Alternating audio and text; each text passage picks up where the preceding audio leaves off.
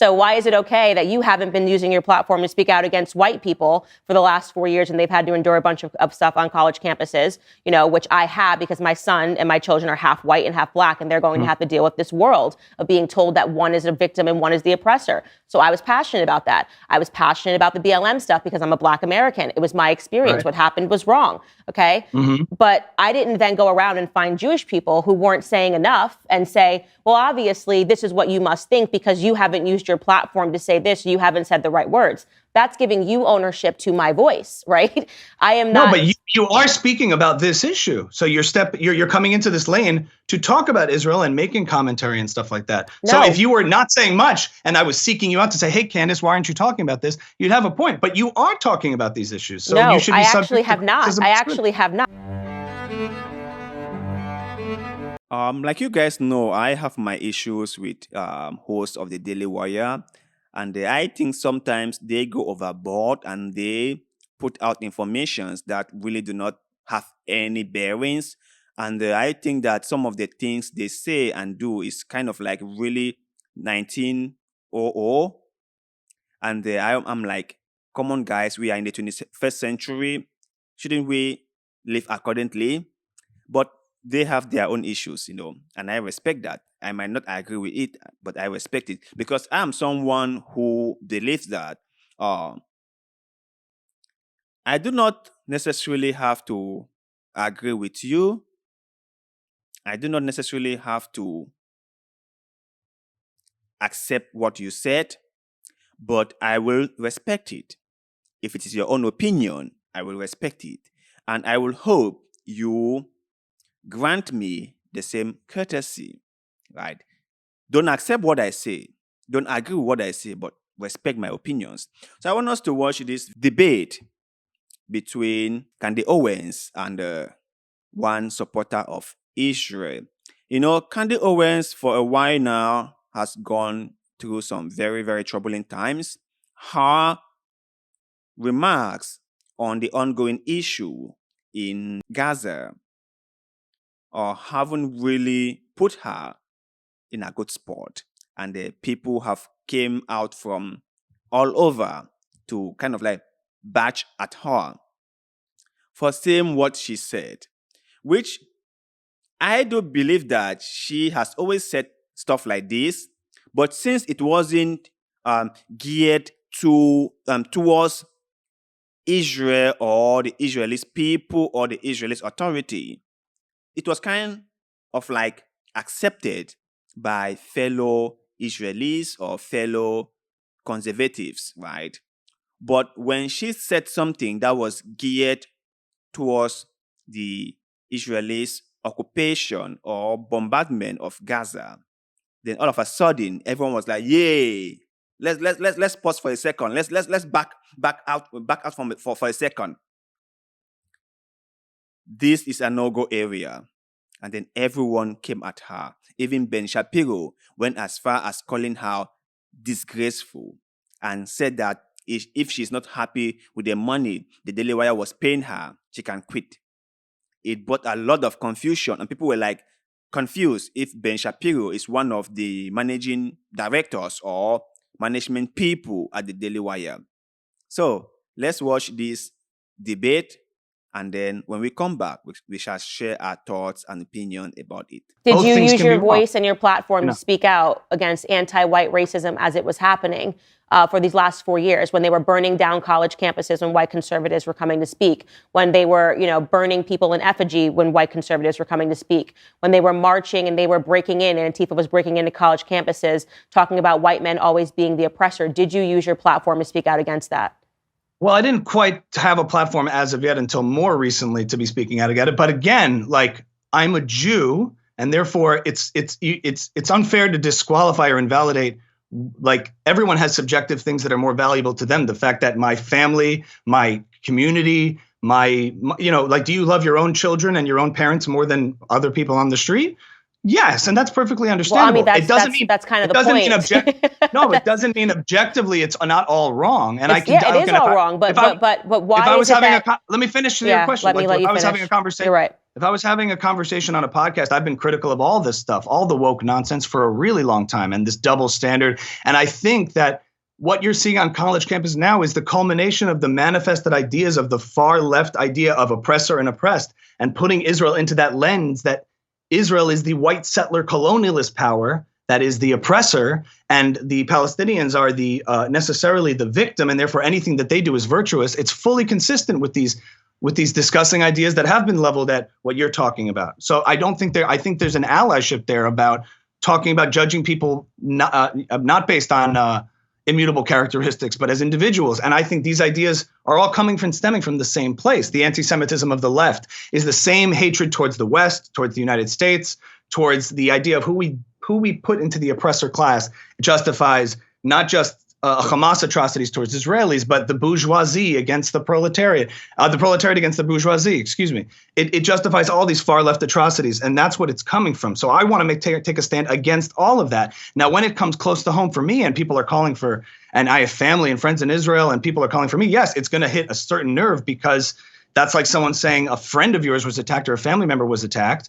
It's going to hit in a different way. It doesn't make it objectively less wrong, but subjectively, don't invalidate my personal experience just because other people have also had are also a victim to the same problems. But I'm not invalidating it. I'm actually explaining something, because you went on the attack on me, which we're going to get to your tweet, basically saying that I haven't said enough on behalf of Jews. Well, I'm not Jewish, okay?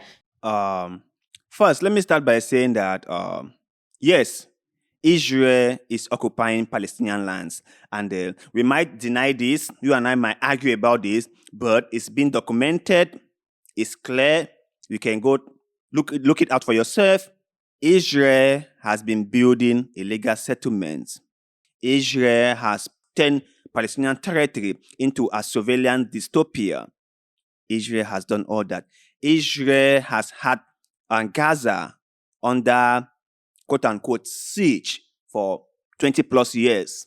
So yes, Israel has done all what they have been accused of doing. Their leadership have done it. But is everything Palestinians do right? No.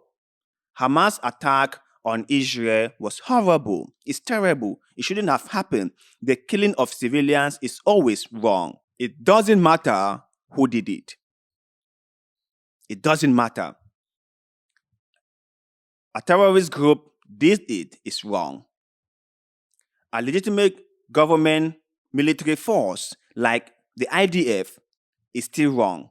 It doesn't matter. When you kill civilians, that is wrong.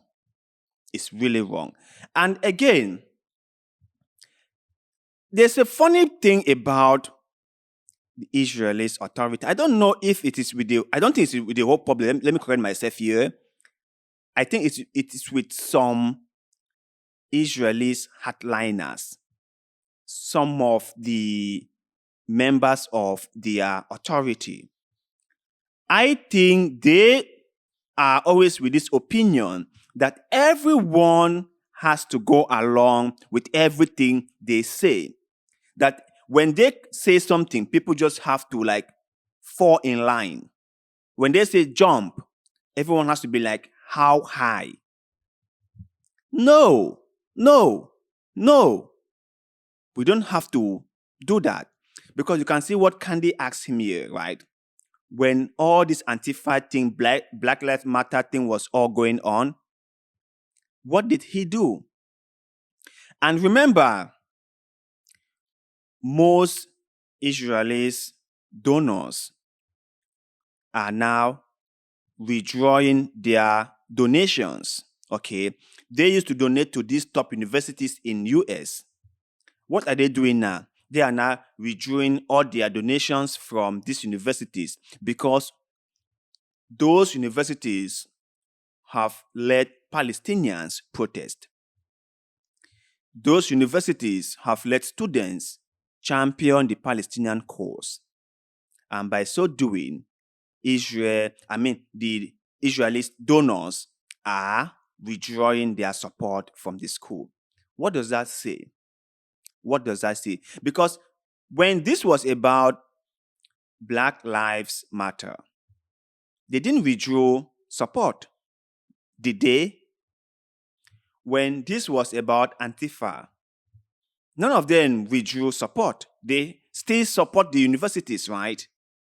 But when it came to Palestinians, when it came to people finally realizing that maybe the Palestinians might have been treated very poorly, and that might have been the reason why things have been going the way they have.